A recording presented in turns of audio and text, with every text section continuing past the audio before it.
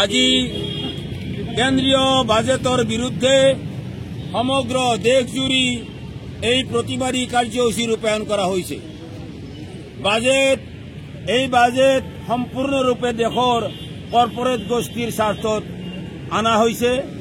এই বাজেটত আমি লক্ষ্য কৰিছো যে জনসাধাৰণে জীয়াতু ভুগি থকা এটা ডাঙৰ সমস্যা বস্তুৰ দাম আৰু এই দাম বৃদ্ধি নিয়ন্ত্রণ করার কারণে অথবা জনসাধারণক সুলভ মূল্য যোগান ধরার কারণে কোনো এটা প্রস্তাবেই নাই।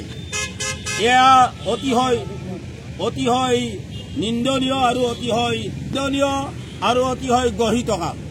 আজি প্ৰতিবদ বস্তুৰ দাম বাঢ়ি আছে।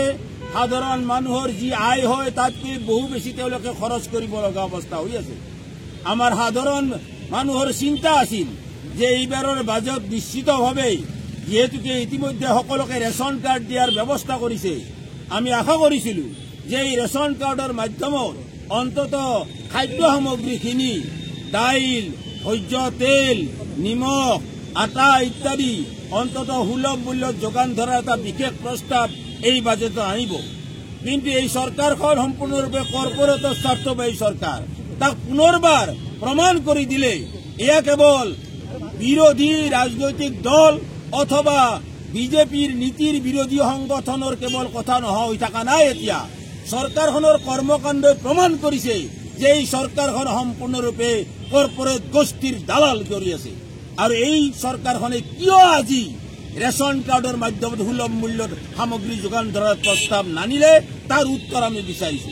একেই ধৰণে এই বাজেটত ই শ্ৰমৰ মাধ্যমত ভাৰতবৰ্ষৰ সৰ্বাধিক শ্ৰমিক শক্তি অসংগঠিত খণ্ড, য'ত 93% মানুহ আজি অসংগঠিত খণ্ডত কাম কৰা মানুহ, তেওঁলোকক সামাজিক সুৰক্ষা দিয়াৰ এটা বিশেষ প্ৰস্তাৱ আনাৰ কথা আছিল। ই শ্ৰমৰ মাজেৰে পঞ্জীয়নৰ কথা ক'লে, সুন্দৰ ব্যৱস্থা কৰাৰ কথা ক'লে, বিভিন্ন পৰ্টেলৰ কথা ক'লে, কিন্তু তাৰ কাৰণে এটা নয়া পইচা তেওঁলোকে ধাৰ্য কৰা নাই। মনে কৰিব এই কাম unorganised sector worker social security act 2008 কাৰ্যকৰী কৰাৰ কাৰণে কেন্দ্ৰীয় চৰকাৰৰ ধনৰ প্ৰয়োজন হ'ব। সেই ধন নাই, অথচ তেওঁলোকে মুখেৰে বিৰাট ভাষণ মাৰিলে। গতিকে বাজেট ভাষণ অতি সুন্দৰ, বাজেট প্ৰস্তাৱ অতি জঘন্য।